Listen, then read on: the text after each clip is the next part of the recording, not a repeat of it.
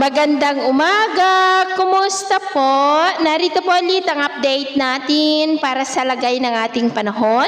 Ngayong umaga po ng June 22, 2026. Sa ngayon po ay lalo pa na lumakas ang bagyo na ating binabantayan na tinawag na Francisco habang nasa silangan na po ng Northern Luzon, about 734 km east ng Isabela. Nasa karagatan po yan at hindi naman ramdam sa malaking bahagi ng ating bansa, ngunit malakas po ito na bagyo at nasa typhoon category na nataglay ang lakas ng hangin na maabot po sa 150 km per hour at posibleng lalakas pa yan with an intensity peak of 215 km per hour. Base po yan sa datos ng Joint Typhoon Warning Center.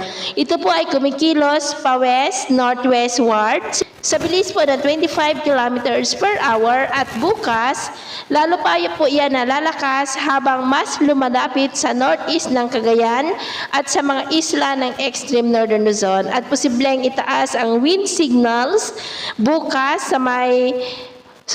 o sa Miyerkules sa mga isla ng extreme northern Luzon. Unti-unti na po nitong nahahatak ang habagat at nagdudulot na ngayon ng cloudy skies with isolated rain sa ilang bahagi ng ating bansa at lalo pa nalalakas yan habang lumalakas at papalapit po ang bagyo. At ito naman ay pinapakita ng forecast model natin pong ginagamit hanggang po sa susunod na 2 linggo. At sa lagay naman po ng ating panahon, ngayong madaling araw, dahil po sa habagat ay may mga isolated rains sa ilang bahagi po ng Palawan, Romblon, Sorsogon, Masbate, Iloilo, Aklan, southern part ng Negros, Cebu, Tagbilaran, Ormoc, Northern Samar, Sulu Archipelago, Zamboanga del Sur, Lanao del Norte at ilang bahagi po ng Davao Oriental.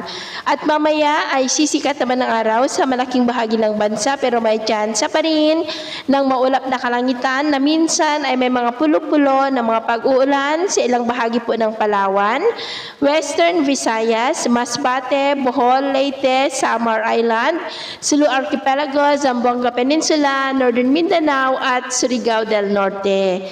At mamayang hapon po, mas maraming lugar ulit ang makakaranas ng mas maulap na kalangitan with isolated rains sa ilang bahagi ng Ilocos Region, Central Luzon, Metro Manila, ilang bahagi ng Southern Luzon, malaking bahagi ng Visayas, Sulu Archipelago, Zamboanga Peninsula, Northern Mindanao, ilang bahagi ng Caraga at Cotabato, kaya mag-ingat po tayo sa mga banta ng mapagbaha at pagguho ng lupa.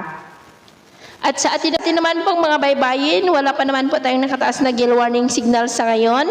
Pero sa mga susunod na oras ay delikado na po ang papalaot sa mga baybayin ng Cagayan at extreme northern Luzon dahil po sa lalo pang paglapit at paglakas ng bagyo sa kalupaan. So ito po ang latest update natin sa araw na ito. Ako po muli si James na nagsasabing, sa kahit na pagsubok po na darating sa ating buhay, huwag po tayong mawawalan ng pag-asa. Thank you and God bless!